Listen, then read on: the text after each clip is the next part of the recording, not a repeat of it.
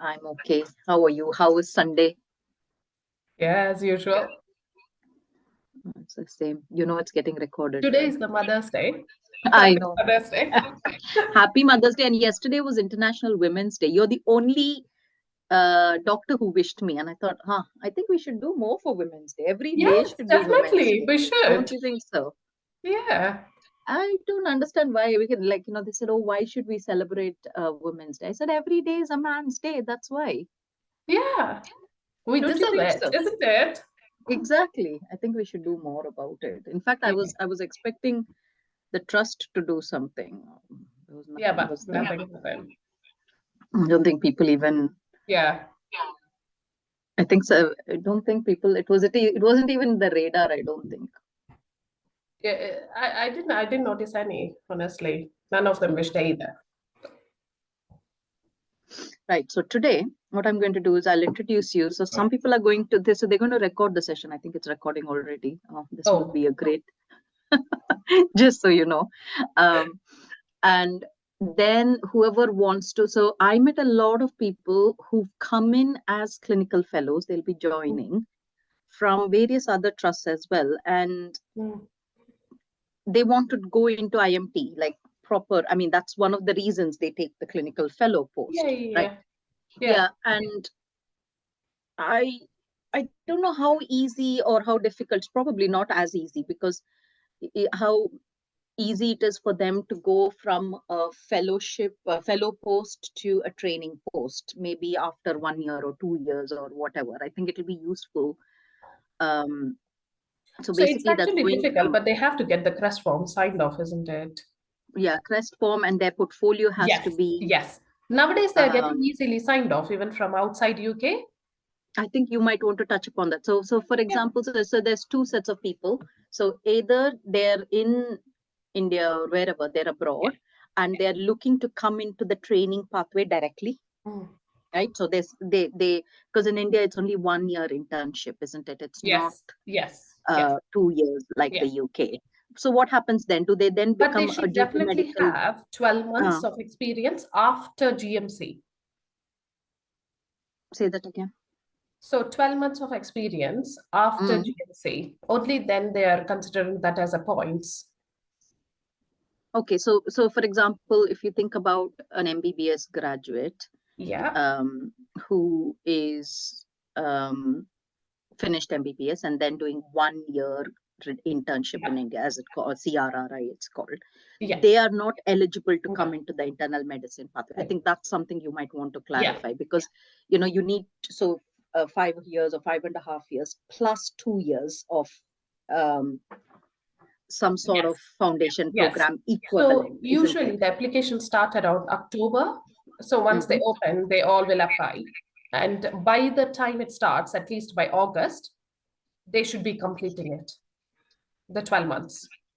Right. Okay. So that's Okay. that's a cutoff. They will give it the chance until August. They will do the interviews, they will do everything, but they have to be completed by the time. Right. I think so. That's the bit first Yeah, question. that's what I'm I sure have it's there in your mentioned slides. a little Yes. bit So I ahead, think it but might yeah, be worth, yeah, that's the first thing. The other thing I was thinking was people who are already in the UK and they're thinking either as a locally employed doctor, a fellow, or a trust grade, or whatever fancy name you want to put it. I'm thinking, yeah, okay, I've come here as this, and what is it within my portfolio that will make me eligible or stand out for the yeah. IMT, because there's thousands of people applying. Why Yeah, should yeah, yeah. they pick So them, the right? people inside should be mainly focusing on posters, presentations, and especially teaching. Teaching is Mm. the one which scores more points. And And I think a nowadays, lot of international yeah, graduates don't know that, isn't it? Because yes, it's just, they think, okay, yes, if I have a good CV, if I've done this course yeah, and I've done, um, that's enough. And sometimes that's not really enough, yeah. And the They other need thing I'm teaching, they thinking, need yeah, QIs, audits. again, that's something not very common. Yeah, People don't have a lot of experience in that. Okay, right. So I'm going to give, so I think that's worth touching on. The other thing I've noticed that people don't like what you say, it's teaching, like, so like other thing is reflective pieces, like, okay, so you've done this course, so what? Yeah. Yeah. There's, okay, so you went for a course, you sat there for 3 hours. Yeah. How does this change your clinical practice? I think that's something very different. We don't do that in India, do we? We Oh, don't yeah, really yeah, yeah. Yeah, they think will about be it. seeing this in this reflective stories in the IMT. During that IMT training, they have to do this. Right. Okay, so um they have to kind of understand what reflective practice is Yeah. and do it from the beginning. Yeah, from the IMT one. Okay, I see. Okay, that's useful to Yeah. know. I don't know if you want to take a quick, shall we start? Shall we crack on? What do you think? Shall we give Yeah. it one? Yeah, anyway, it's getting recorded, right? So, and then people can watch whenever they want to watch. All right. So, hello, everyone. Welcome this morning or afternoon, wherever you are. My name is Sathya Charikuri. I'm a consultant psychiatrist and I worked in the NHS for more than 15 years. So, my background, so I started in India and I started as an international medical graduate. It wasn't called that back then. We were just overseas doctors, as we were called. And I came to the NHS. My journey was slightly different because I didn't come in the traditional PLAB route. Maybe I'll talk about it a bit later. And I joined the NHS as a specialty doctor rather than as a trainee, and then became a consultant. So we're going to talk about various pathways of how you come into the UK as a trainee or as a non-training post, what's called a fellowship, or it's called a locally employed doctor or a specialty doctor, like what I did many years ago. And we're going to talk a bit about that today. Just for housekeeping, if you have any questions, please could you put them in the Q&A box. Hopefully you can see that, or at the end of it, I'll open up the chat session and we can talk a bit more. I'm joined today by a very dear friend and all somebody who understands the IMG journey, and that's Dr. Ramya. Ramya is actually a general physician. She's also IMG tutor for one of our hospitals in Somerset. We both work in Somerset, actually. And Ramya really understands the IMG journey, the International Medical Graduate Journey. So when I said to Ramya, let's do this webinar, there's a lot of people who ask me questions about the internal medicine training pathway, the differences between, like what I'm saying, applying for a training post, non-training post, or just applying for your first job in the UK can be quite a daunting experience. I know there's a lot of information online. If you go to the GMC portal, if you go to, any web search, you will get a lot of information, but there is definite value in speaking to somebody who's done the journey before you. So we have a combination of people who are a bit older, not being ageist in any way, who've done this journey many years ago. We also have some participants from India, Sri Lanka, and the UK as well today. And, people can, the session is being recorded. So if anybody wants to watch it later on or shoot me a question, please feel free to do so. Okay, please put yourselves on mute just for housekeeping purposes, and any questions, please ask in the Q&A box and I'll get to it at the end of the session. So I'm going to put myself on mute and then pass over to Ramya. Hi, Ramya. Thank you for joining us, and over to you.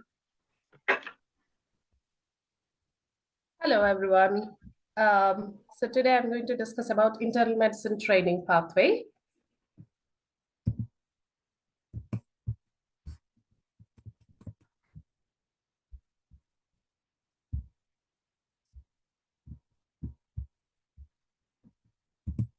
So this is developed by the Joint Royal College of Physicians Training Board with the support of Health Education England, and it is the 2 to 3 year program. So the only difference is like when you select group 1 specialties, it is 3 years, and group 2 specialties is 2 years training. So on completion of this, you'll be entering into the higher specialty program. And coming to the group 1 specialties and group 2, so the group 1 specialties are like acute medicine, cardiology, endocrine and diabetes, gastroenterology, and geriatric medicine, neurology, palliative medicine, renal, respiratory, and rheumatology. So the group 2 specialties are like genetics and immunology, hematology, dermatology, oncology, ophthalmology, and pharmaceutical medicine or rehab medicine, and sports and exercise medicine. So the only difference between these two is the group 1 is 3 years training and group 2 is 2 years. So this slide shows you how exactly it runs through. So the foundation program training is usually 2 years. And after that, they can enter into the internal medicine stage 1 training. That is which I said, the group 1 and group 2. And group 1 is 3 years and group 2 is 2 years. And during this time, they have to complete MRCP. And after that, they will be entering into the higher specialty training, whichever specialty you opt, like previously I discussed, whichever specialty. And that is 4 years. And during that, you have to complete the specialty certificate examination. And then they will be awarded like certificate of completion of training. And that's the whole, the only difference is 3 years for group 1 specialties and group 2 is 2 years. And so the curriculum itself is based on the capabilities in practice, and it contains 14 CIPs. In that, 6 are generic and 8 are clinical. And this will include completely like a consultant feedback on the portfolios and work-based assessments, supervisor reports, logbooks, and reflections. And reflections are really important as well during the curriculum. And these are the ones which they assess on. And the generic are usually like whether they are able to function successfully within the NHS and whether they are able to deal with the ethical and legal issues and whether they're focused on the patient safety and communicates effectively and carrying out research and managing data, and also acting as a clinical teacher and supervisors. Coming to the clinical CIPs, they usually see like whether they are able to manage on the acute unselected take and acute specialty takes, inpatient and outpatient care, and medical problems like referrals, seeing the referrals and writing the CBDs on it, and multidisciplinary team meetings, and how effectively they're delivering the resuscitation and managing an acutely deteriorating patient and managing end of life and applying palliative care skills. This is really important as well in UK. And so coming to the application, so everyone have to go through the Oriel portal and you have to create an account in it. And then the application form itself has the 4 parts in that. First, personal and employment details.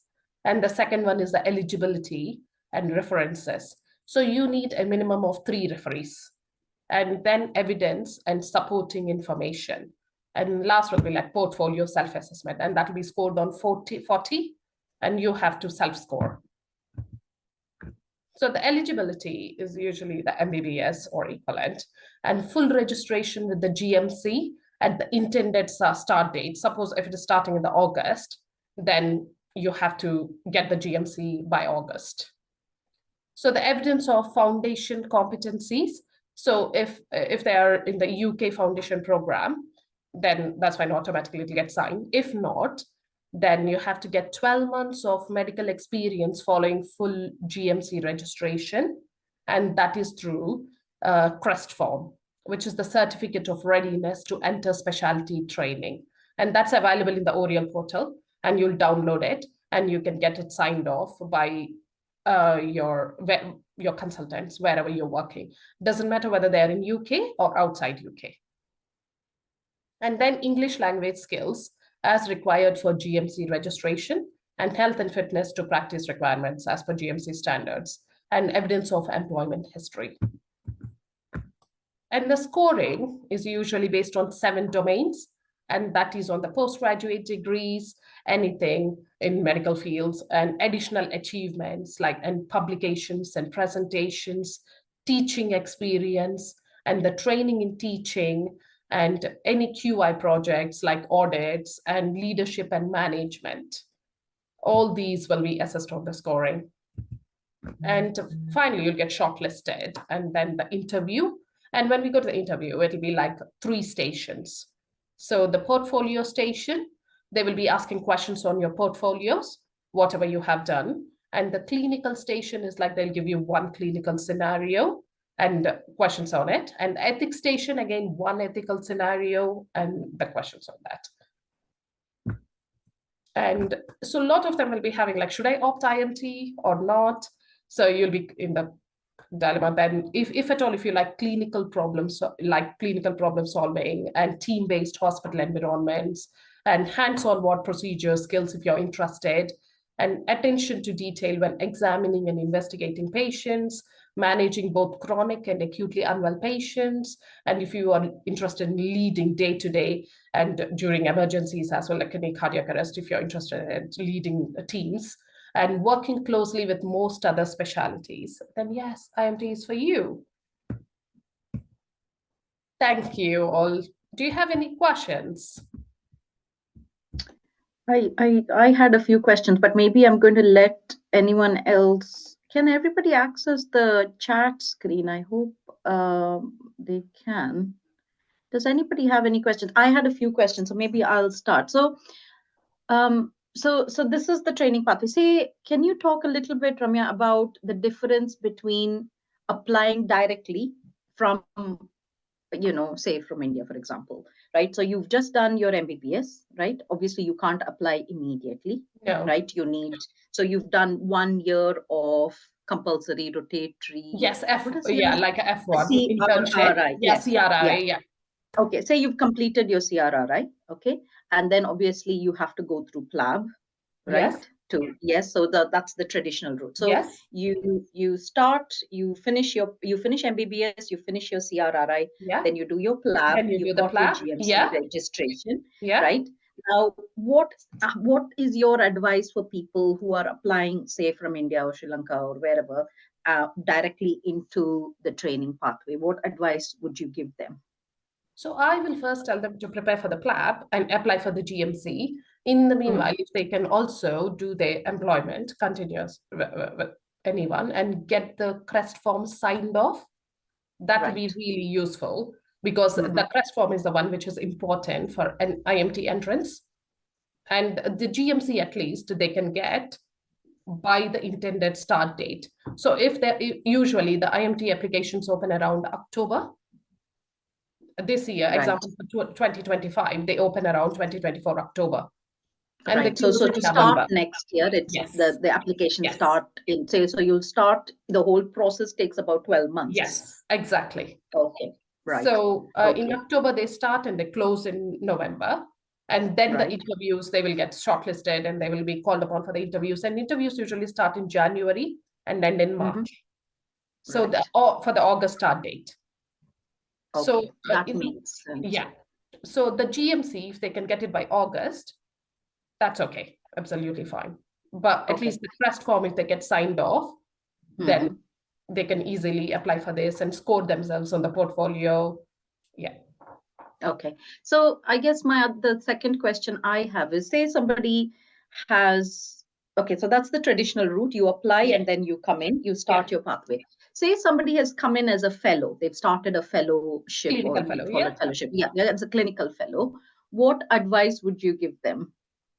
So for the clinical fellows, because that's a teaching role, I suppose, clinical teaching, they will or maybe a trust grade position. So they've come in as a locally employed doctor and they are working already in the UK. I would advise them to concentrate mostly on teaching.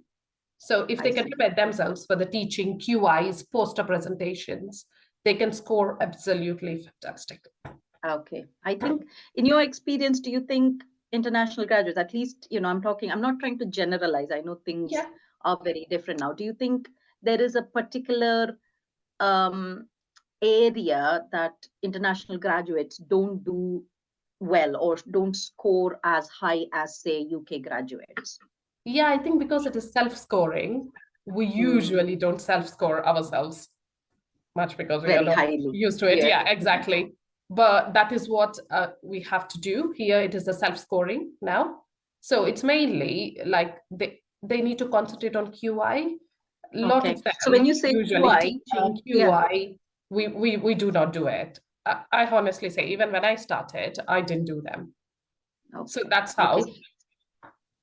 That's an interesting thing, isn't it? That like, so for Yeah. example, in India, you do your MBBS, we are very good Yes. at, We, yeah. clinical Yes. We judgment, concentrate on situational mostly. Yeah. judgment. Yeah. What UI do you think will be helpful for people applying then? What would you suggest? Anything, any Mm, audit.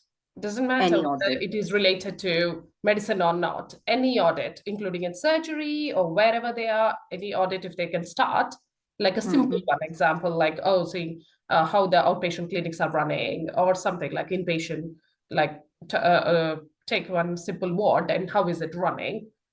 Right. Yeah, all those, any QI, doesn't matter, will count. Okay.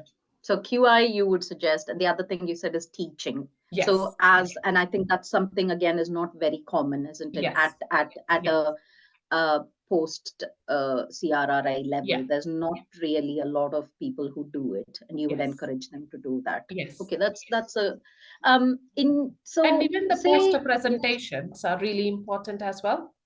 okay. Okay, so anything to do with the non-clinical stuff. So you do your Non-clinical. Yeah, obviously, exactly. yeah, That is what is important in UK. yes. Okay. And do you think is there any merit in doing more and more courses? I know we are very good. We love Oh, courses, yeah. don't we?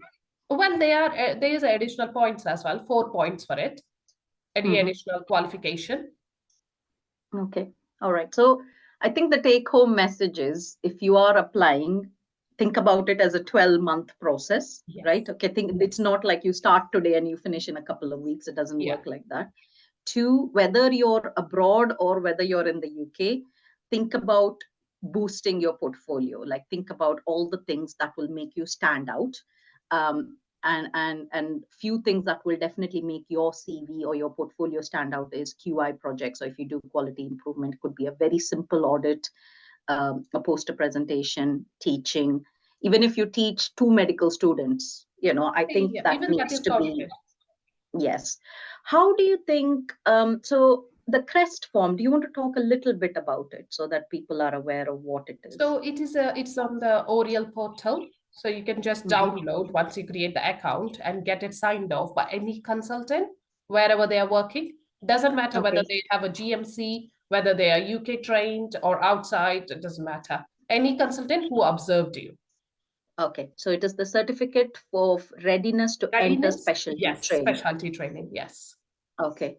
And do you think, is there any, in your view, I mean, this is a personal view, is there any merit in coming to the UK as a non-training post and then jumping onto training or coming directly as a training? Just a personal view. I'm not saying there's a right or wrong answer here.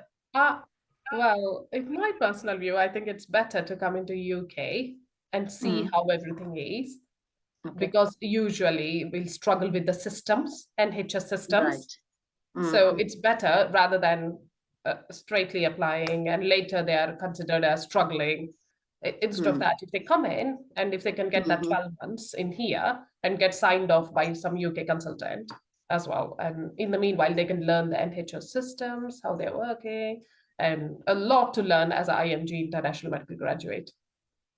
Yeah, I think because we both work with international Yes. doctors, the analogy I give people, and I don't know if I mean I love analogies maybe because I'm a psychiatrist, is it's like so for example, you drive in India or Sri Lanka or wherever, right? And you can't drive the same way in the UK, right? Yes, You'll just absolutely. you'll lose your license very Yeah, quickly. yeah. you know. Similarly, you can't drive the way you drive in the UK. If you drive in India, you won't Yes. get anywhere. You'll just be No. sitting there. People will be going across, and you will Oh, never yeah. get anywhere. So I think there is definitely uh, uh, uh, the reason to kind of understand the system. And I think, where do you think IMGs kind of struggle? Do you think because usually they're very good at collecting evidence, they will go Oh, do the yeah. courses and all that. Where do you think they struggle when they come to the UK as a first job? I would say they're struggling with the systems because The this is a whole. new Hmm. system. We have to get adopted to it. The new discharge summary is, oh, it's completely everything is different. And that's where the system is the one which they're struggling. Yeah. So it's not an intelligence issue. No, It is it's not not an because they are, understanding yeah, they're issue. really, yeah. Yeah. So this is my view as well. So because Yeah, you're a trainer, I'm a trainer. We see a lot of people who come and they're really very clinically sound. They would identify the diagnosis. They're really good at, completing forms. But I think understanding the whole pathway. So like what you say, like discharge summaries, where do I go? What do I do? Who do I contact? I think that's kind of where the problem arises. And I think the other thing is probably communication as well. yes. Certain things, what to say, what not to say, where to go, who to talk to. Um, I think is a can be a bit Yeah, tricky to start with. But I always tell all graduates who come from wherever they're coming from is you're not the first doctor who's come to the UK. yeah, There's been millions of them. So learn from them, pick up all the good things and the bad things, or learn from their mistakes. I think yeah. that's the most important thing. Um, is there any questions from our attendees today? Pratna, can I open the chat box? How do I open the chat box? Sorry, I'm not really that technically efficient. Is I there think any down there chance? is a chart over there. There's the chat. Only hosts and panelists can see the questions. Okay, so far, I think we've stunned them into silence, Ramya, which is a good thing. No. If there are any questions, then I'm happy to answer them. Oh, hang on, there is a question. I'm just seeing it now. Bear with me. Okay, right. What is the minimum portfolio score required to be selected for an IMT interview? So usually it is 40. So there is no such minimum score, but the shortlisting usually depends like around 20 to 30. Right. And what kind of makes one person stand out? If say somebody comes in and they score themselves Yeah. very high, do Oh, they yeah. automatically? The interview. do they- Interview. okay, so that's where the Interview is the where the one. filtering Yeah. happens. Yeah. Yes. So if I come in and I'm very narcissistic and I score myself Yeah, 100 yeah, on yeah, 100 on yeah. Yeah, everything. interview. Okay, fine. Next question. Is pathway for Indian postgraduates to move to Europe? Uh, I'm not really conversant with Europe, but I have, like I said, I work in the UK, so does Ramya. I can't really comment on Europe. Europe is quite a big yeah. place anyway, We with cannot so many comment on you. countries. Yeah. No, Sorry. Europe is quite a big place. You need to go.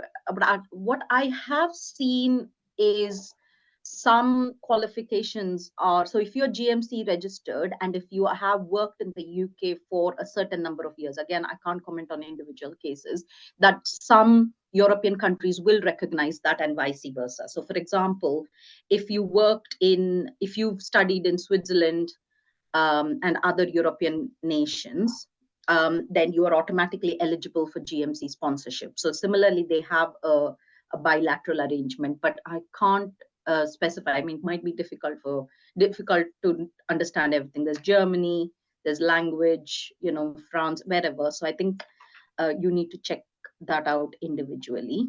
Um, the next question is for an Indian postgraduate, so completed MD and then wanting to move to the UK. Ramya, what do you think about that?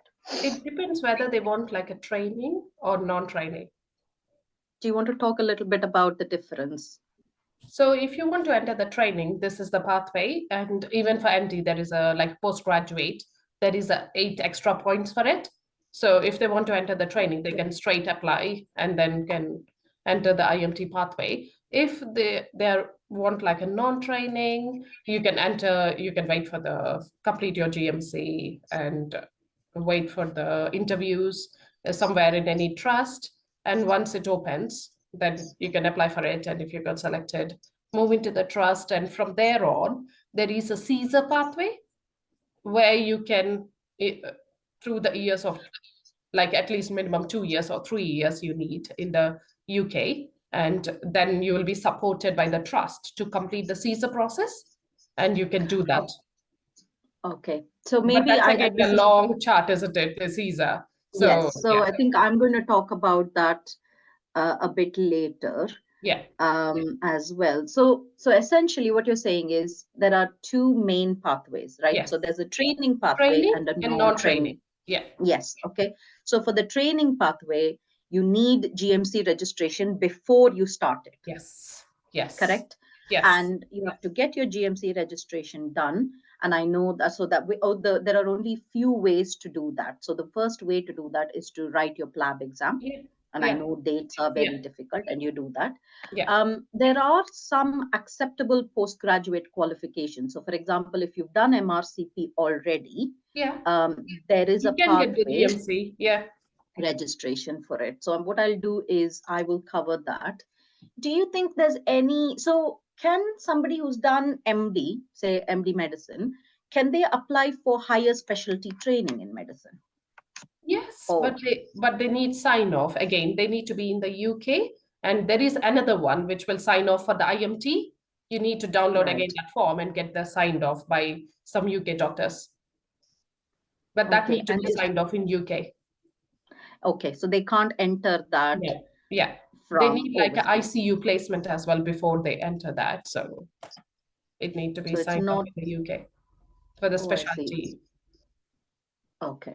All right. So I Because think so. trained What you're replacement to saying. go to ST4, they need like Mm, geriatrics and ICU. okay, and that cannot be. What if they've done that outside UK? Will that be acceptable? You can, but ideally they will say is to be get signed off by the UK consultant for the. Okay. There is another form Oh, which we do for the IMT, and that's right. usually should be signed off in the UK.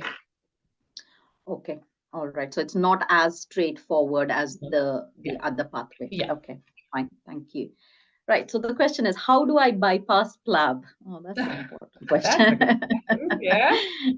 uh, it was so somebody said it's my understanding that post MD that you don't need the PLAB. Not really. This is for the GMC, isn't it?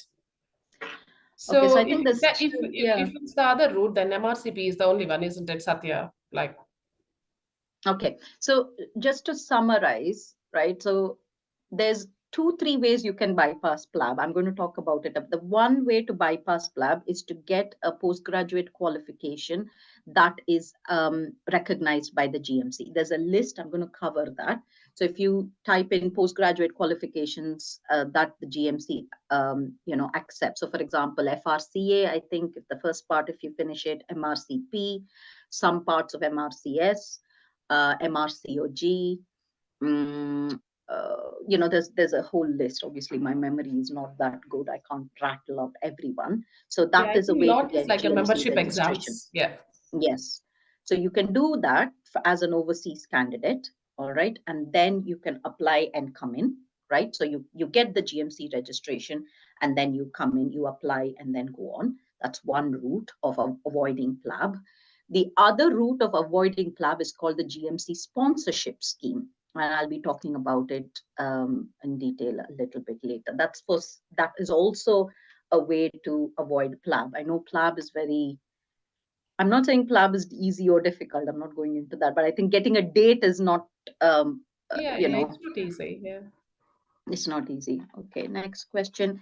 What's the duration for completing dermatology and IMT all together? So it's 8 years, 8+.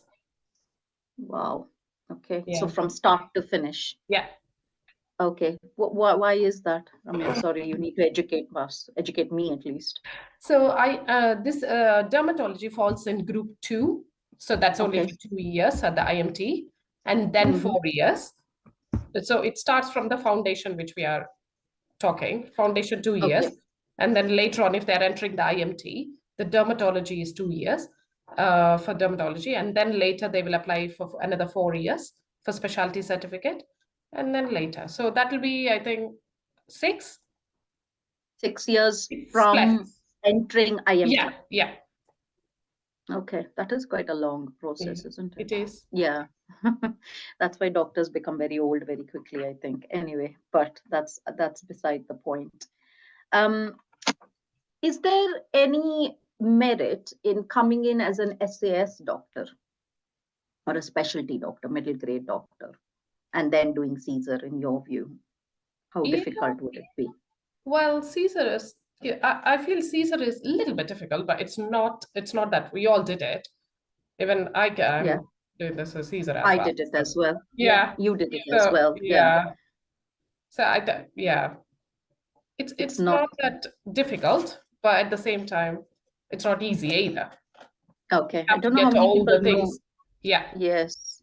I don't know how many people know about what CSER is. CSER is Certificate of Eligibility for Specialist Registration. So all of this process is to get to the end point, which is the certificate of completion of training. And then you get on the Yes, specialist it's register. same like CCT, but kind of, yeah, Okay. the So I think, non-training pathway.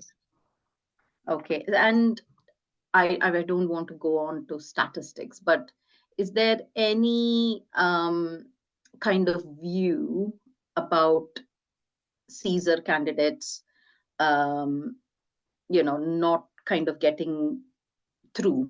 Is there any data to say that, for example, um, I don't know, from the top of my head, I don't have the data. Is there any, in your practical experience, do you think Caesar candidates struggle to get a job, or No, not really. There's no no? No, difference. No, there's no, absolutely no no. difference in medicine. Okay, that's good to know.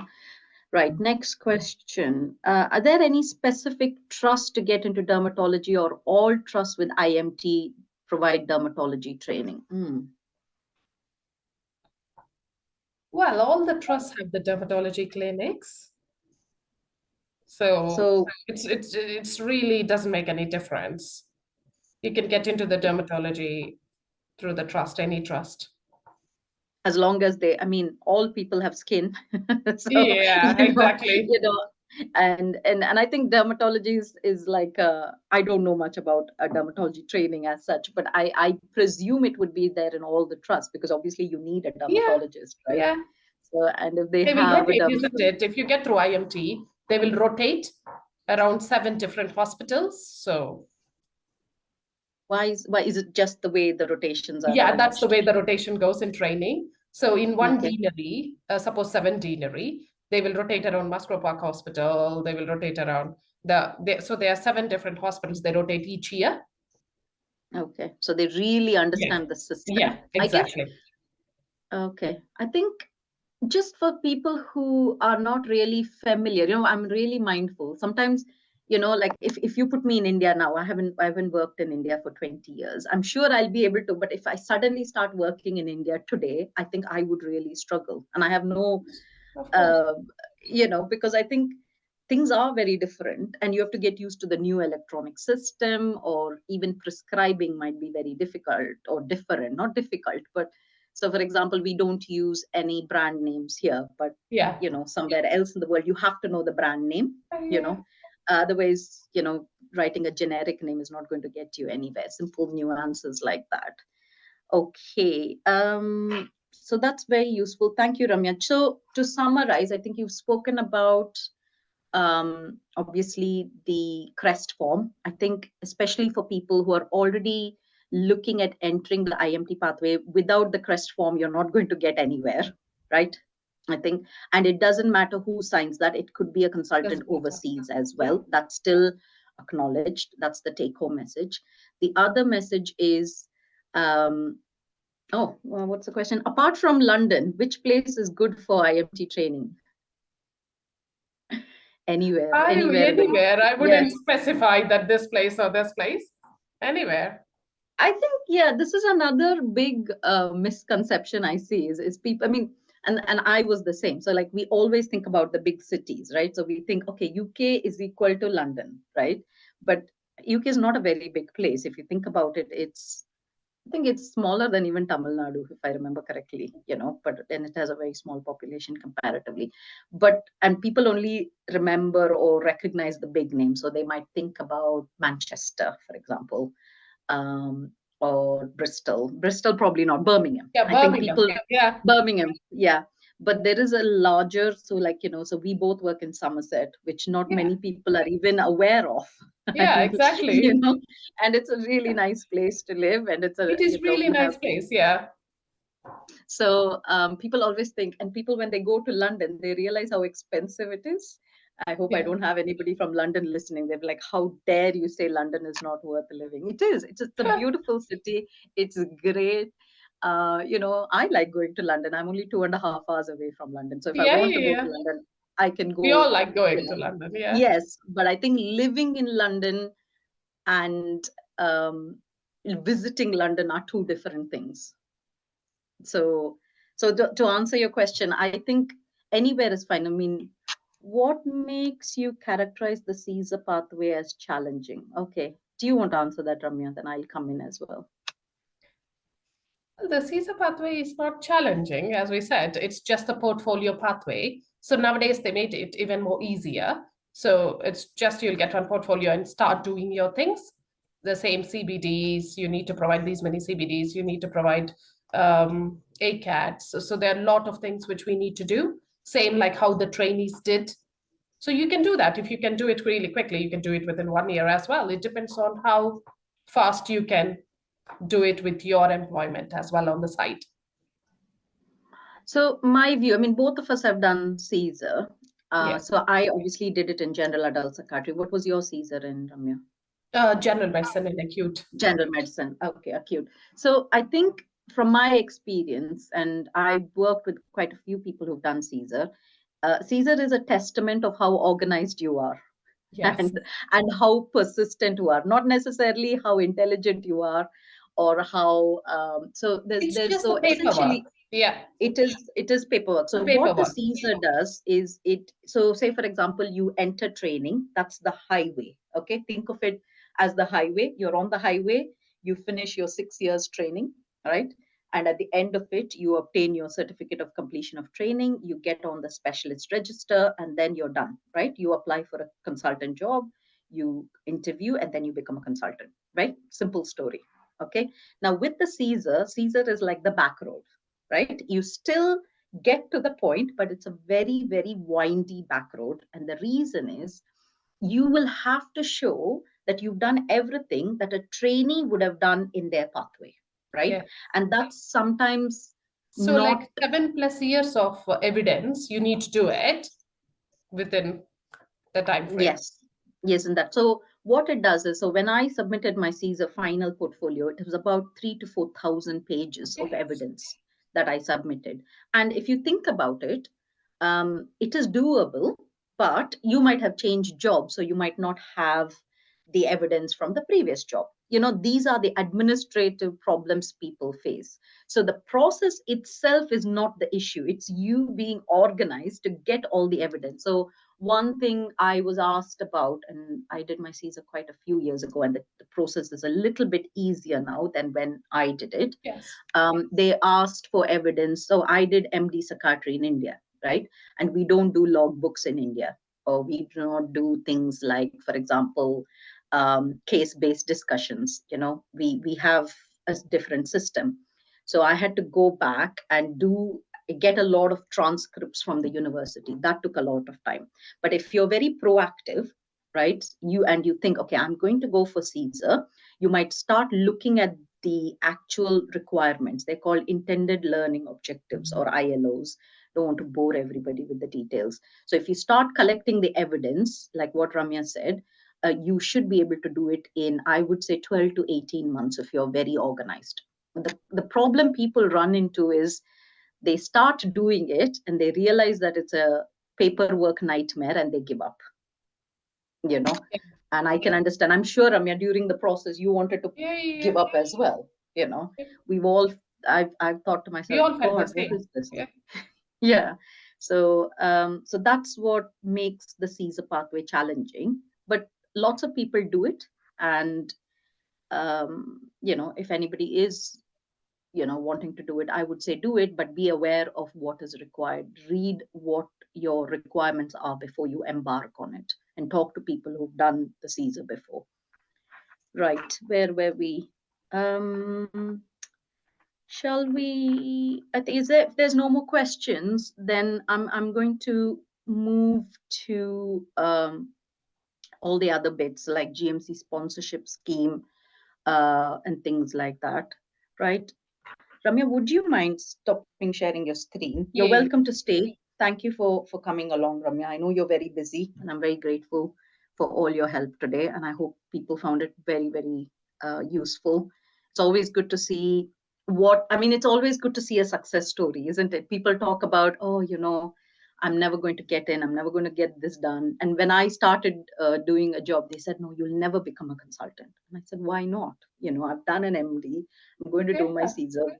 Yeah. And see, and I tell people that's not true. I think that's, um, I would say, a kind of a negative kind of attitude people have, saying, oh, this is not going to Yeah. work. I think there's hundreds and hundreds of people. We are not the minority. I don't think there are Yeah. lots of people who get through and go on to do it quite well. So thank you, Ramya. If there's Thank no you. questions, yes, thank you for coming along. I will send you your little certificate Sure. for your portfolio. Thank you. That's and all we our all need. thanks. Yes, and we can put that Yeah. into your portfolio. If anybody needs that, please let me know. We'll try and arrange something. And please write a reflective piece so that you can evidence the whole thing. Ramya, you're welcome to stay. But That's if you okay. Yeah, need I to will go, leave. Thank you. that's fine. Thank Thank you, you. Ramya. Bye bye then. See Bye. ya. Bye. Right. Thank you. Okay, right. Oh. Anyway, so I'm going to talk about the GMC sponsorship scheme, right? So a lot of people talk about, so we've spoken about PLAB, we've spoken about the various routes you can come in. So for example, if you have an MRCP or an FRCA, you can come in based on that with GMC registration. The bit that other people may not really know about is the GMC sponsorship scheme. I don't know how many of you are um, really aware of it. So what the GMC sponsorship scheme does is essentially for doctors who are coming into a particular specialty, right? So, and it is sponsored by a particular trust. So there are many trusts. So how the NHS is organized is each part of the country, the in England, has a particular trust. So for example, I work in Somerset and I'm part of the Somerset NHS Foundation Trust. You have other trusts. You have London. You have, anywhere else. You have Birmingham, depending on the place. So right next to us is Bristol. If you go a bit further north, you have Rotherham, you have Birmingham, so on and so forth. So each NHS trust will sponsor a particular candidate, right, for a particular job.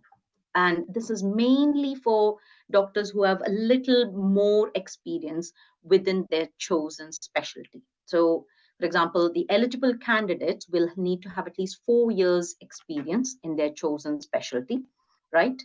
And they will also have to then, what this idea is behind this is that they work towards the certificate of eligibility of specialist registration.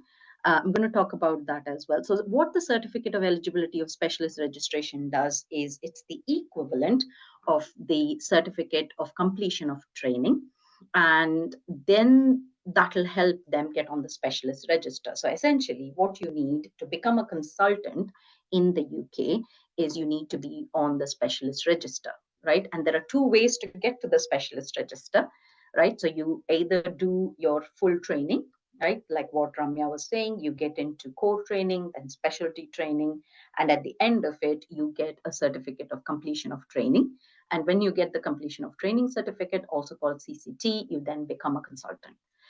So this is, like I said, the back road of it. So it's a windy road. You do a certificate of eligibility of specialist registration, and that's the equivalent, right? So for the GMC sponsorship, you have to be in that particular chosen specialty. So for example, pediatrics, you have to have worked as a pediatrician, or so for example, in psychiatry, you have to have done 3 out of the last 5 years within psychiatry, right? So for example, you can't be working as a radiologist and then apply for a psychiatric job. It doesn't quite work like that.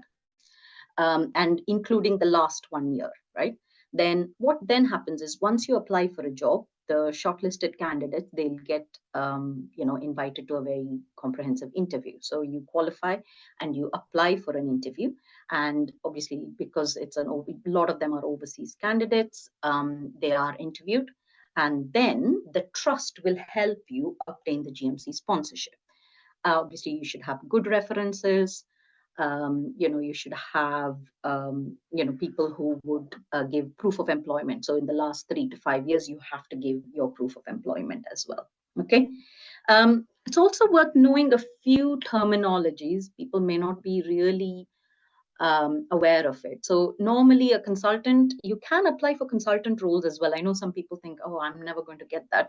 It is possible, quite rare, but say, for example, you have all the qualifications that will make you eligible for a certificate of eligibility of specialist registration. You can apply directly for consultant roles as well. It's rare and it has a lot of paperwork, but possible. Normally, doctors from India, they come in either as specialty doctor or specialist grade. They're slightly different. So specialty doctors usually have 4 years of training, right? And 2 years within. So for example, for post MD, like, somebody was asking a question, who comes in as a specialty doctor is somebody who has done. So for example, I came in as a specialty doctor, so I can talk a bit about it.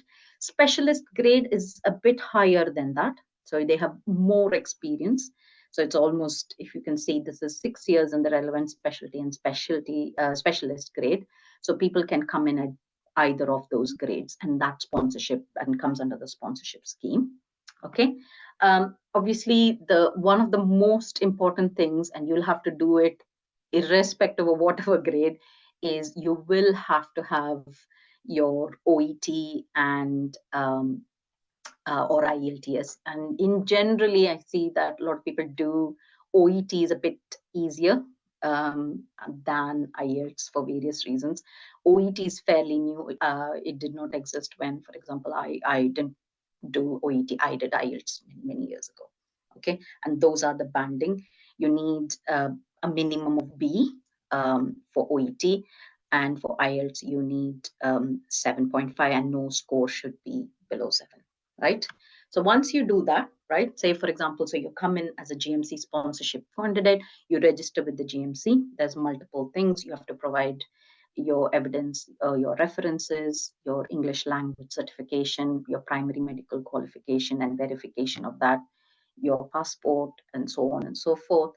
And then you start the process. And then once you've interviewed, the trust, whichever trust you've applied for, will issue what's called the COS. I'm sure people know what this is, but it is your certificate of sponsorship. Based on the certificate of sponsorship, you then apply to the UK VI, visas and immigration. You get all the bits done, right? I'm no visa expert, but in general, this does take a lot of time. I've said 6 weeks, but I'm sure it takes longer than that.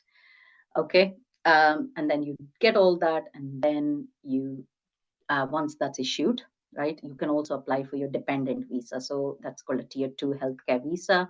And then your spouse, children can apply for it. I know the recent rules are changing in April. Like I said, this is not a visa expert webinar. So please look at the guidance, what the eligibility criteria is for the amount of salary, etc., etc. Okay, and then obviously you come here. Now, what I find is people, I mean, obviously this part of it does happen. People, get through. When you come here, make sure you have everything set up. It's an uphill climb, but most trusts, they do have IMG, so International Medical Graduate Program. Find out who your local tutor is. So for example, I'm the IMG tutor in Somerset, so I meet with all the IMGs who come. And if there's any local guidance, we can give them that, and we can help with that as well. So, who to talk to, where to go, who you seek support. We also have, so a lot of trusts have a CSER support. So find out when you arrive, if you are applying, who your local CSER or portfolio support supervisor is, and try and make connections. I think what I notice is the whole process is obviously very daunting. You're moving countries, you're moving life, you're moving across the 7 seas, as they call it. But it's doable. A lot of people are here. You won't be alone, and reach out, make connections, and ask questions. That's what I tell people is try and find out, because a lot of people do this journey and they've done it before you. So it's always good to learn from all their mistakes and all the things that they did that worked for them. Okay. The other thing, I mean, obviously, relocation package, a lot of trusts offer this. So make sure you find out, Google it, you know. The relocation package can cover quite a few things. Obviously, you will have to pay for it yourself to start with. A lot of trusts offer it. I know Somerset does, but it depends on the individual, right? Think about, because visas are expensive, flights are expensive, and obviously you're moving house. There's a lot of, you have to pay the rent, the deposit, all of that. You can also find out when at the process of interview, or look at the actual criteria. And when you are talking to the trust, when you're talking to HR, ask them what their relocation package is and how you can claim it. It can vary. So I've seen trusts offer anything between £7,000 to £8,000, which is actually substantial and quite helpful. Okay. Then I think I'm going to stop here now, right? Let me stop sharing. Okay, right. So now what I could do is maybe talk a little bit um, about the actual pathway. There are a few people here. I don't know how many of you are here who would like to ask any question or share your viewpoint and what they found helpful. So for example, I came in not as a trainee, so I didn't do my training here. I came in as a specialty doctor. So I interviewed for the post. At that point in time, I did have the GMC registration. So I didn't come in through the GMC sponsorship scheme, but I came in as a specialty doctor.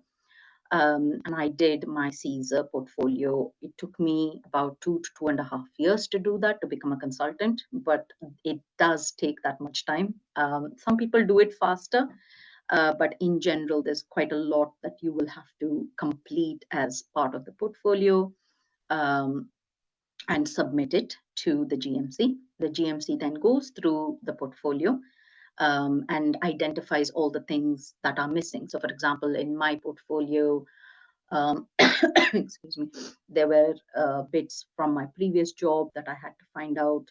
I had to give evidence about my MD training in India.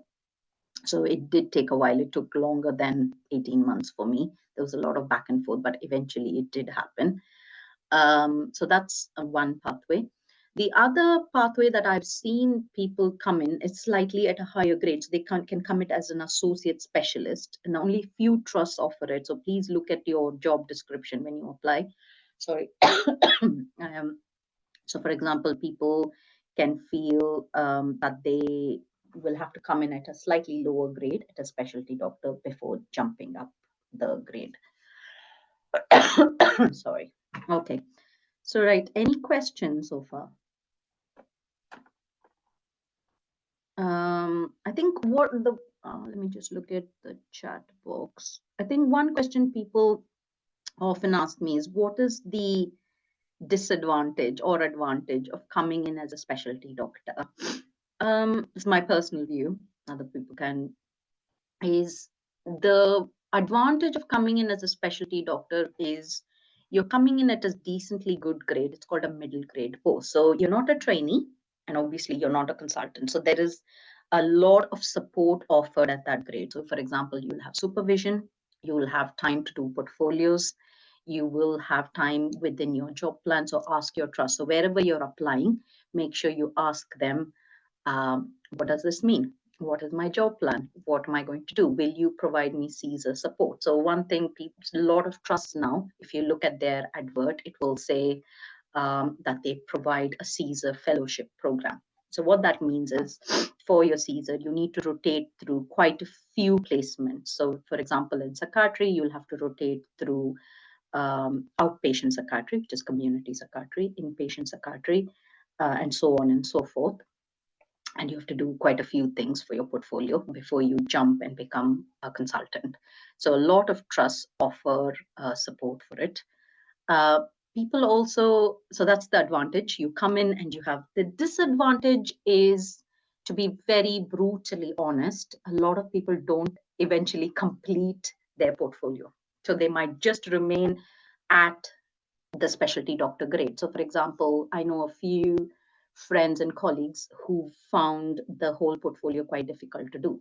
It is a very long process. It takes a lot out of you. You have to do it in your own time. Some trusts do offer a lot of support, but it is your baby. You have to take care of your portfolio and make sure you finish it from start to finish. So I feel to make that jump, life gets in the way. It's busy. Everybody, we all have jobs, we have mortgages, and we have children. So you need to really be quite focused to complete the Caesar portfolio. So that's the disadvantage. So you may not be able to do it as well or as quickly as you want it. Okay, so what's the question? Like, is it an advantage, or like you mentioned earlier, get a GMC registration and then work my way through the portfolio? Okay, let's see. Okay, one of the questions is somebody is doing MD radiation post and wants to do post MD one. Will I need FRCR? That's a good question. I'm not a radiologist, but what I would advise is for you to go and look at the GMC acceptable postgraduate qualifications. I don't know if you've seen that. So for example, there are some qualifications that the GMC accepts. I can have a quick look for you while I'm here. Radiologists, yeah, the FRCR, the Fellowship of the Royal College of Radiologists, is an acceptable qualification as per the GMC website. Again, like I said, I'm not a radiologist.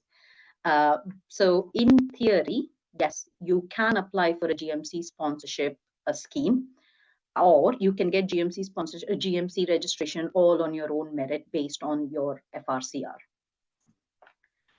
So in theory, there are a lot of people who I know who have completed the Caesar by being abroad as well. It's not a very big number, but it is doable, and people do complete that scheme and they join the specialist register that way. The disadvantage is you might not have a total understanding of how things work. So for example, what I find people really struggle with certain nuances, like I said, communication. They may not know how the system is arranged, who to go to, or if they want to evidence audit. I mean, I'm sure, I don't want to generalize, but that's not, a QI is probably not something that is done day to day. In a lot of organizations, it might be a private organization, they may not really be interested in evidencing that. So people from, especially in India, when they are applying, they don't have any evidence for it. That's one thing. The other thing is, people tell me that they apply for a lot of jobs but they don't get shortlisted.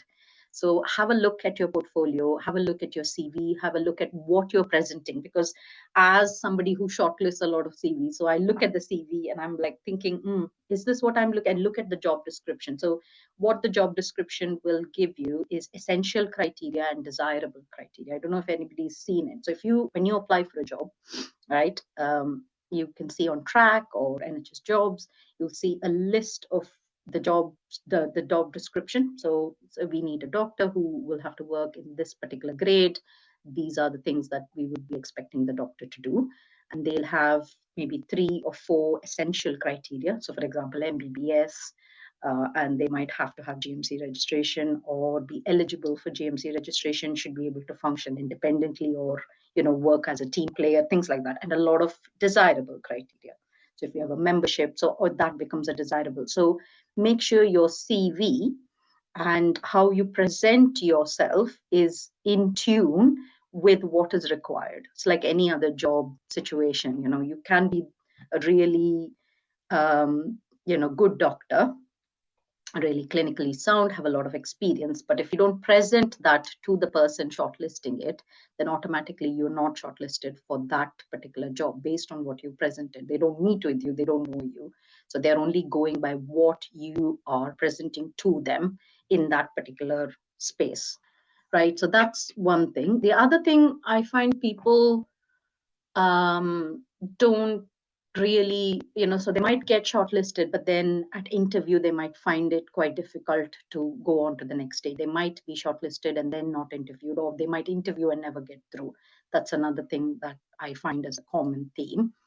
There are a lot of resources. Have a look online there, to prepare yourself, how you present yourself at interview, what are the things that, employers are looking for, your communication skills, what you say or what you don't say, how you say it can be quite variable because we're not really used to, that kind of, some one of the things that is normally asked is what your strengths and weaknesses. That's not generally asked in some parts of the world. So we might find that a bit odd or even a bit thrown by those questions. I think if there was a clinical scenario, I see most graduates from overseas they smash it. They just go at it, and it's completely, clear.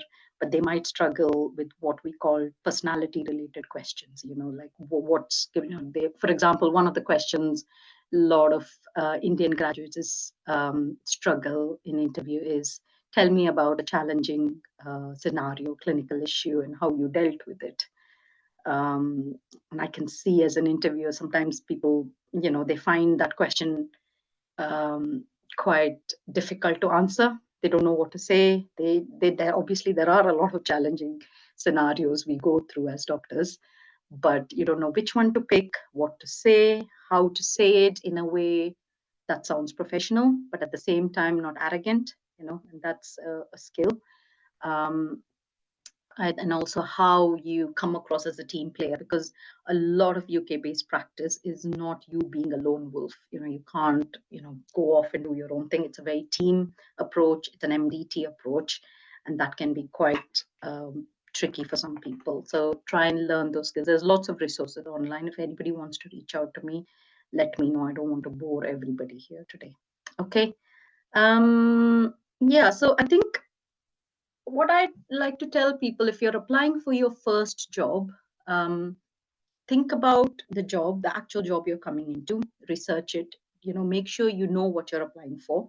Is it a training post, non-training post, or is it a specialty doctor post? So each post has its own advantages and disadvantages.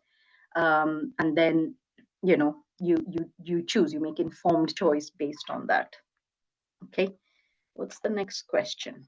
Right. So the next question is, so for pediatric training, can you apply as an ST1 when you have more than 1 year experience in peds? Right. So I'm not a pediatrician, but the first thing I would say is go and look at the actual criteria.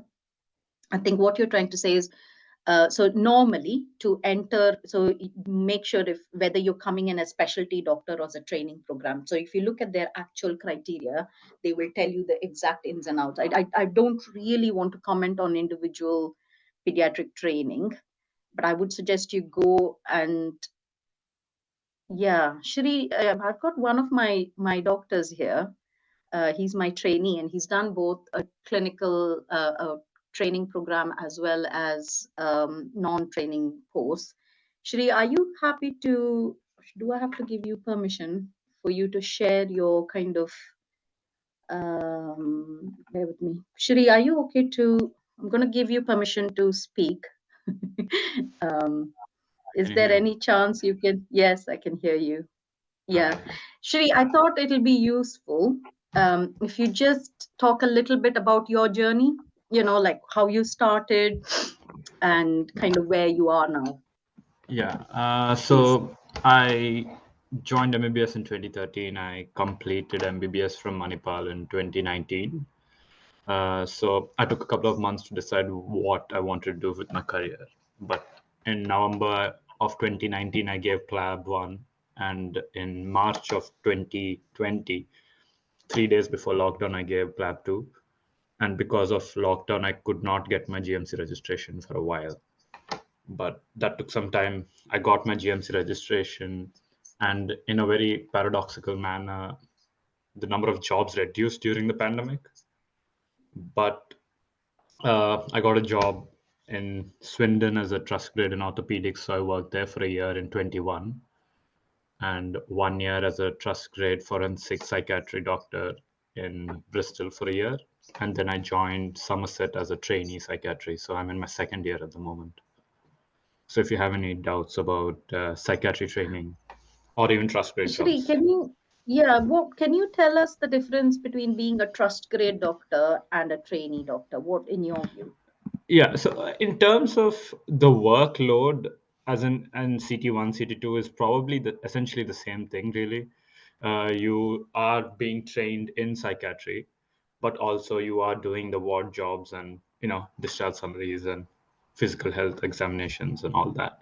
But in terms of the main difference would be that you get some protected portfolio time to work on your portfolio. It's a more streamlined process. While I was a trust grade, I was also looking into Caesar, and the consultant at that time had told me that Caesar is in fact more difficult than going through training, which I agree with, to be honest. Because when you're in True. training, I Yeah. feel like everything is set up for you. Yes. So every Thursday is protected teaching for me, where I don't come to ward for work. I go to, usually it's in Bristol, so I go to Bristol and we get taught.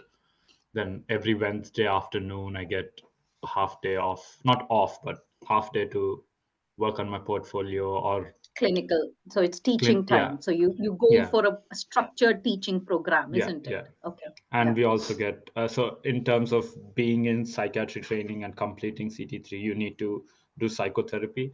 That's something that in trust grade job would be really hard to negotiate with your supervisor, consultant, to get you that protected time, because the onus is not on them to provide you that time. But in training, you are given that time. So you have to do 2 psychotherapy cases, which is also part of the training. So, yeah.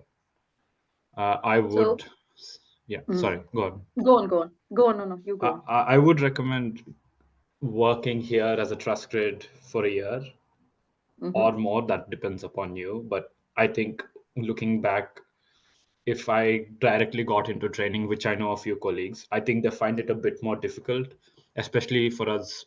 I'm not sure about how many people are there here and what the geographical distribution is, but people from India, we do not have something like a portfolio. I mean, even if it's there, it's quite rudimentary. We don't really look at it. But here it's quite important. So when you come here, all of a sudden, you have to deal with the climate, the new country, the new culture, the new work environment. And on top of that, if you add a portfolio as a stress, I think it's a bit too much. But if you're a trust grade, yes, there is portfolio work. Yes, there is a yearly appraisal, but the emphasis on that is a bit less. Okay. And Yeah, when no, you're a that's trainee, a fair point. and when you're a trainee, you have to complete a few, like there's a minimum criteria set for every training, which you can find in the respective Royal College website, and that'll tell you how many things you have to do for your portfolio. And some of the terms, even though I worked here for 2 years, I never knew what those terms were. When I joined Mm. training for the last year, that's when I understood, oh, these are the things that you need to do. So in terms of that, I would recommend coming here and working at least a year just to settle Mm. down, understand, and then look at training options. Yeah, I think that's a fair point, Shri. Do you want to just elaborate a little bit on, say, so for example, we have people here from India, we have people here Yeah. from the UK as well. What would you tell people about their portfolio? Say they haven't gotten into training yet, but they Yeah. have to keep a portfolio. What would your advice be with regards to keeping your portfolio up to date, or what Okay. makes a portfolio good? Yeah. So in terms of getting a portfolio, again, from each department will have its own set of minimum requirements that are required to satisfy your progression in the career. So for Yeah. psychiatry, I have an Excel sheet somewhere, but it has 3 ACEs per year. 3 ACEs are, You want to tell what ACEs are? I don't I think mean, people just would one know what example, I ACEs. Yeah. guess. Yeah. One ACE is essentially you doing an entire clinical examination, and the supervisor, which could be a senior, being a reg or a consultant, supervising your entire process of how you do that, and then assessing how well you did that. So that constitutes an ACE. And to Yeah, complete it's an an ACE assessment of clinical of, examination. So yeah, somebody assesses how you clinically examine someone, a yeah. patient. Yeah. But this Okay. ACE is called different things in different, it's the same thing essentially, but in IMT, which I have a small idea about, it's called KEX. Yes, clinical So examination. yeah, so there's different things in different branches of medicine, but Yeah. you need to do things like this, and an ACE takes about 1 to 2 hours depending upon your typing skills as well, but it could take well up to 3 hours.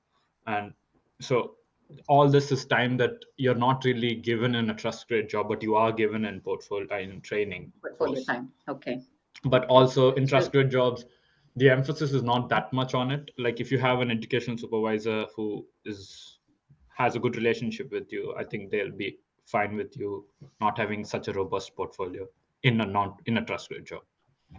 mm. So what you're saying is, in a trust grade job, the responsibility lies with you.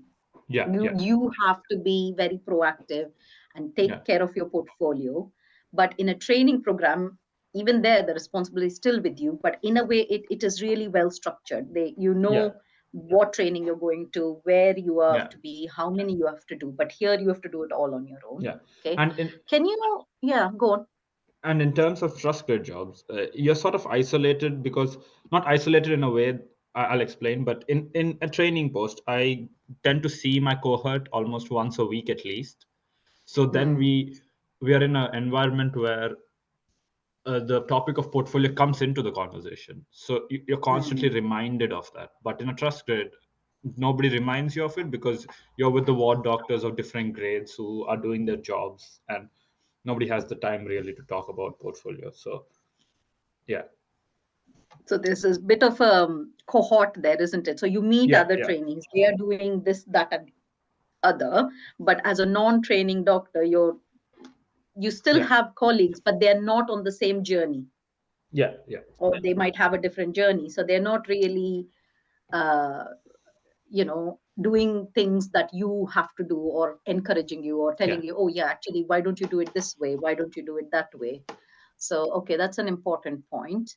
Do you think, like, so for example, for people in India, they don't really have a portfolio system. What would your advice be? Do you think just keeping an Excel sheet, or Uh, what would your document. advice be? So there were two things that I found, like when I was looking for jobs, and so what they want from us is an email, which is not a Gmail account.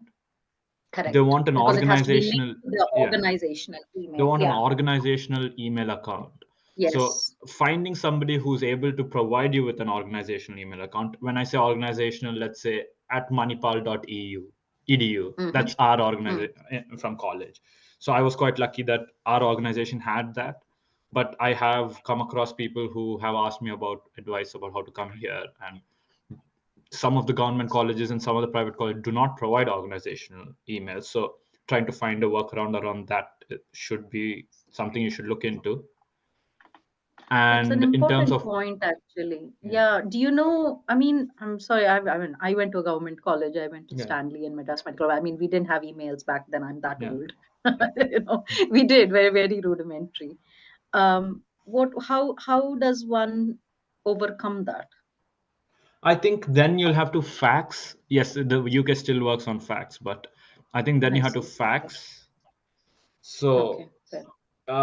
if you are from a college or university or an organization or even a private hospital where there is that, then yeah, well and good.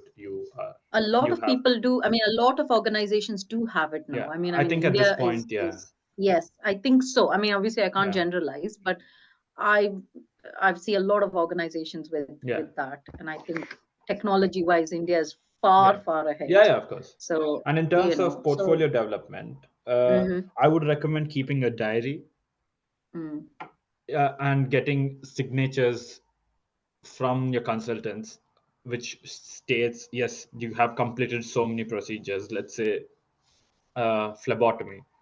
So let's say hmm taking bloods. yeah, Yes, as doctors, it's sort of your responsibility here in the UK to take bloods. And if you're a yeah, psych trainee, you definitely, it is your responsibility. So yeah. getting some bloods and getting documentation that you have taken such number of bloods is quite important. So Okay. any other procedure which is relevant to your field, really, ascitic tabs or Like pleural tabs. cannulation or okay. Yeah. So it's good to have like a contemporaneous, some evidence as you rotate through. Say you're in a private organization, you ask your consultant to sign it. Okay, yeah, that's a good one. From a QI and audit, and I know that a lot of people don't do that. Do you have any? So I was somebody who didn't do anything in India, Mm, and mm, my recommendation looking back would be to do something. Because I think if it is a valid QI, which the GMC recognizes, you get the same number of points. And I think it is easier to do things in India more than here because of the bureaucracy. But yeah. so if you do get an opportunity, please do it and ensure that GMC is able to recognize, or your trust is able to recognize the validity of it, really. Okay, so that's somewhere that people portfolio that the portfolio isn't as robust, you're saying, comparatively. Yeah. So okay, so QI, teaching, audits. Going to pros to presentations, they give you the same amount of points. Something again I didn't do, which is something looking back I should have done. Presentations, conferences, they provide the same amount of points regardless of where you do them. So yeah. Okay, that's If you have interesting. distinctions in your medical school, Mm-hmm. getting documentation of the distinction, because in specialty training, I was looking into specialty training requirements. A distinction provides you 2 points, which is quite a good. So Good. So you have a little bit more than other people, so isn't I it? have You to see go what I back mean? into my college and get my documentation essentially. But getting those documentations ready would be handy. Okay, that's very helpful. Thank you, Shri. Is there anything you would have done differently? I think CV, making my CV look better, because I think I'm not kidding. I think I probably applied for 150 jobs before getting the first job in the UK is the hardest. Once you have Yes. NHS experience, it's relatively easier because they see that you have NHS experience. But the first job, I think I applied for nearly 100, 150 jobs, and I got no replies. I genuinely did not get any replies, and I didn't know what I was doing wrong, really. And I got one job which is the job I got. And when I came here, I realized this is how you should make a CV. Yeah, I think we have to do another session about everything. CV and portfolio, like what I said is, when the person is shortlisting, it has to stand out, isn't it? If they have, I don't know, if they receive 30 applications. Please correct me if I'm wrong, Dr. Charikuri, because I've never been in the. I think the initial sorting out of CVs is done by a HR person. Yes and no. So the shortlisting, So for example, like I said, there's every job will have essential criteria and desirable criteria. Yeah. Okay. Now, if you fulfill the essential criteria, you automatically do get shortlisted. Okay, fine. Yeah. Okay, usually. Yeah. Okay. Fine. Unless there's a little bit of a rider there. Unless, it's a really very popular job, then I can choose to be picky. Okay. Okay, so I can say, right, I'm not just looking for essential criteria. This job has, 35 applicants. I'm also going to look at all the desirable criteria as well. Does that make sense? Yeah. So when people apply, they have to read the actual job description and what it's looking for. I think a lot of people think, right, I'm a doctor, I've got this, so I'm going to, but you have to understand it's a competitive market. Yeah. So why should I pick that? Why should I pick yours or a CV over another CV? And year on year, I think the competition is getting much more. So initially, I think one of my seniors had gone to UK. He didn't have to do a clinical attachment. I was coming to a point where I had a few clinical attachments lined up, but because of the pandemic, I couldn't go. And luckily, I got a job in between. But now I think it's almost essential to get a clinical attachment.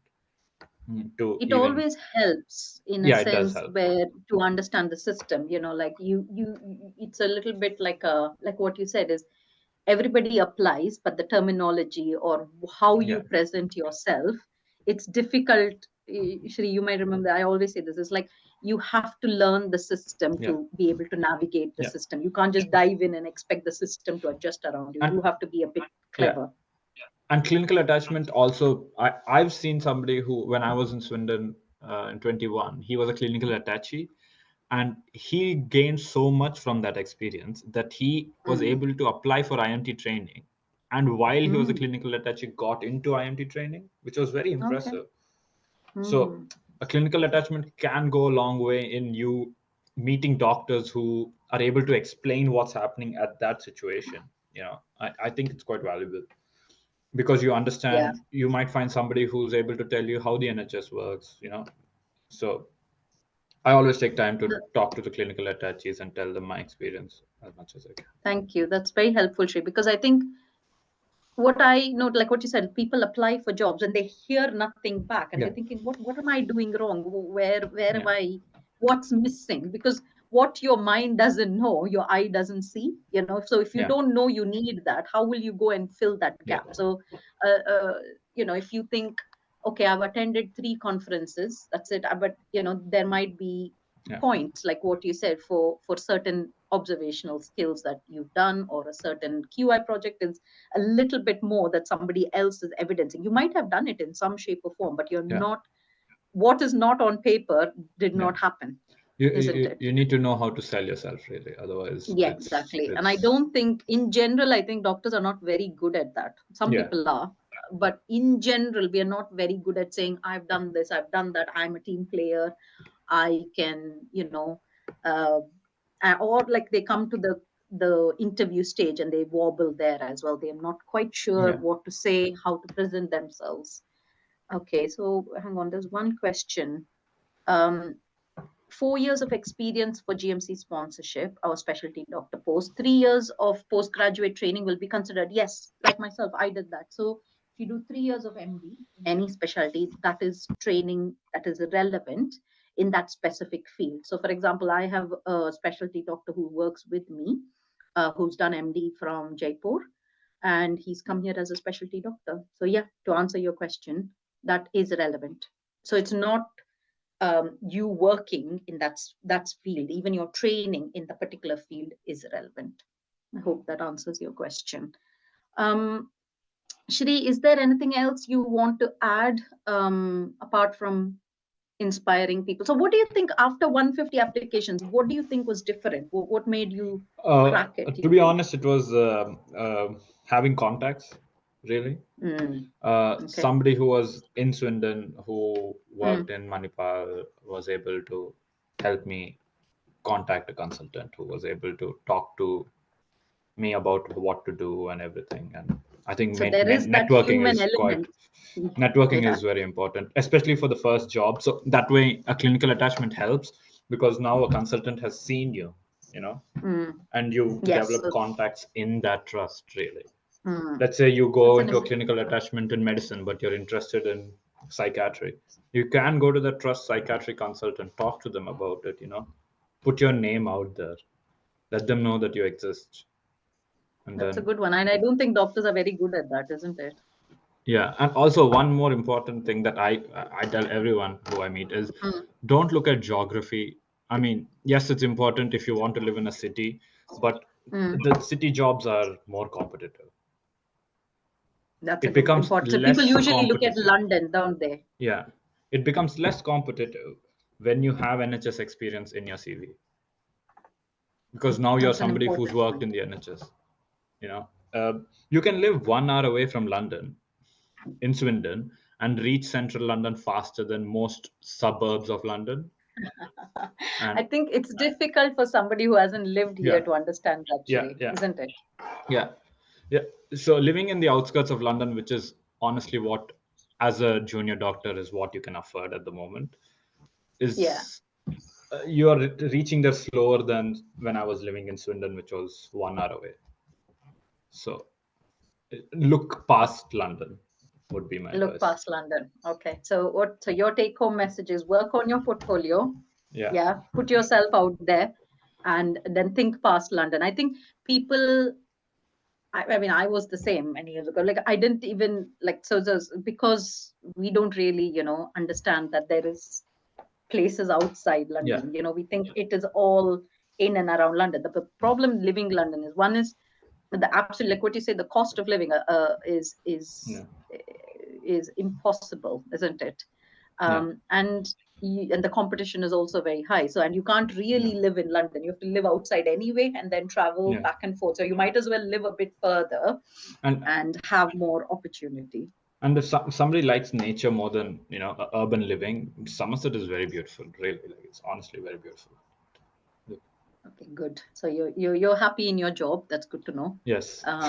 And you've been very helpful. Thank you, Shri. I really appreciate Yeah. it. I know it's Sunday. No, And thanks for logging in. yeah, If no there are no worries. questions, I want to finish a bit early. I think we've covered all the topics. So I hope today was useful. The session's recorded if anybody wants to go back, or if they want to reach out and ask me questions, feel free to do so. So think about PLAB, but think beyond PLAB as well. Think about GMC sponsorship pathway. There is a pathway called MTI. I've not spoken about it. Called the Medical Training Initiative. Quite a few Royal Colleges offer that. So have a look at that. That's another pathway people are not really clear about. There's a lot of information, so I didn't really want to go into it today. Please have a look at that. And think about non-training posts. Yes, training is obviously, like I said, the highway. You go get into training, 6 years, you're out of it, you're a consultant. But there are other pathways, and a lot of people who, like myself, like Ramya, we've all done it, and are here to tell the story. So I don't want anyone to think, oh God, I'm never going to get this. I'm like, this isn't for me. And also think about short-term prospects. A lot of people come in for a couple of years, then they go away. The market is very, the world is a very small place now, isn't it? It's not what it used to be 10, 20 years ago. People move all the time. You might come here, get some experience. A lot of people go to Canada after that. They might go to Australia. They might go to the Middle East. So there's a lot of opportunities. And this is my personal view, that I think almost all the Indian medical graduates I meet are extremely hardworking and extremely good at what they do. So don't let anyone tell you otherwise. We probably have a different system of learning in India that I completely live by and swear by. Our system is different, but that doesn't make it less efficient. When I came here, I'd done more psychiatry than anyone else here. I'd completed my MD and I came here. So, I knew a lot about psychiatry. I knew I'd done my exams. So there is a lot of strength in your clinical experience. So don't forget that. Keep working on your CV, keep working on your portfolio, and good luck to everybody. Whichever direction, east or west, or if you want to stay where you are, that's also fine. So think about it and make a really informed choice. And I wish you all the very best with whatever you're doing. Right, I think I'm going to stop here today unless there are any questions. Let me just look at the chat box before I go. Any other questions? I'm going to give it 30 seconds and then I'm going to log off. Thank you, everyone. Thank you.